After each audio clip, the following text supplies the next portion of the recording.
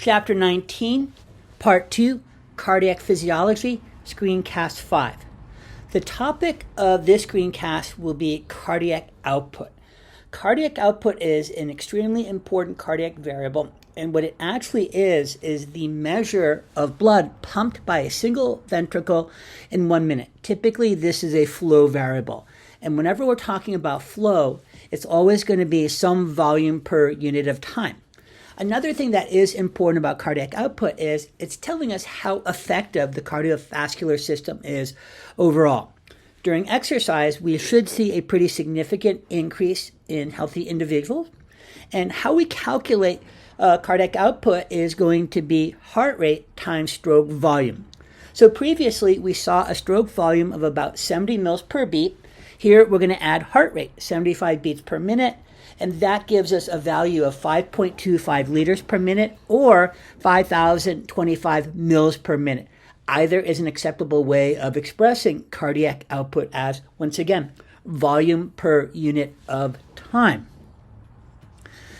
Now, cardiac output is also another variable that you'll be required to calculate on the next exam. So far we have stroke volume and cardiac output. Now, when we're looking at the ability to maintain resting cardiac output, a big part of it is due to the size and actual strength of the heart. So the point here is cardiac output has to meet the needs of tissue at rest. So if we look at an individual that has a smaller heart, it's going to have a smaller stroke volume. So to make up for that, it's going to have to beat more quickly. This explains why, on occasion, or why we might see higher heart rates in women and children as their hearts are smaller.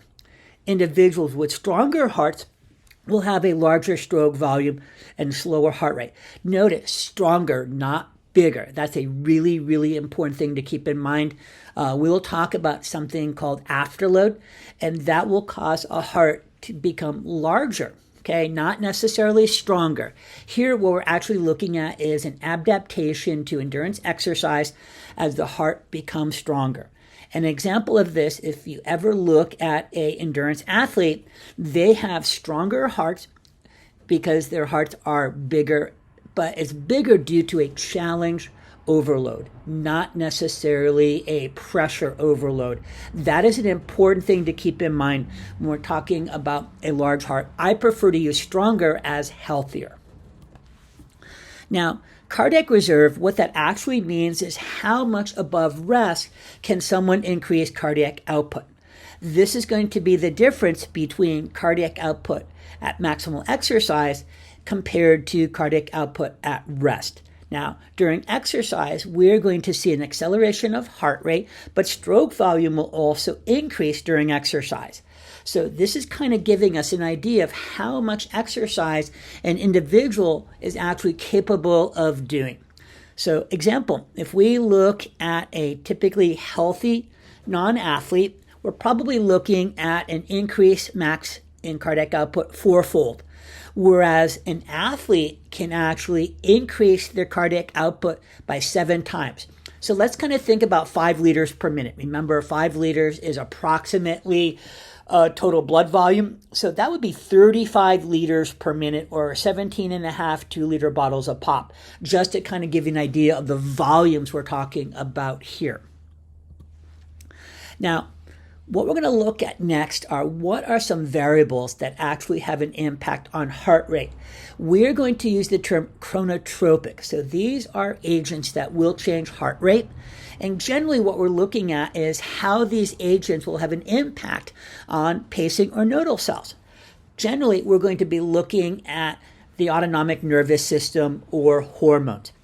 When we talk about a chronotropic agent being positive, these are going to be the substances that actually increase heart rate. For example, sympathetic nerve stimulation. This will cause norepinephrine to be released on the heart and also the adrenal gland to release epinephrine. So now, norepinephrine and epinephrine will bind to the nodal cells, and what we're actually going to see is an increase in their firing rate.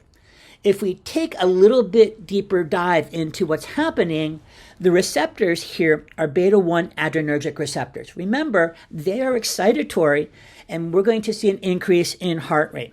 Now, basically what's happening here is there's going to be more calcium channels, and there's going to be a greater influx of calcium. So we're actually looking at getting close to the threshold. As this results in close to the threshold, we're going to see a corresponding increase in heart rate due to the act of epinephrine and norepinephrine. Keep in mind, these would be considered extrinsic agents. Now, other examples would be thyroid hormone.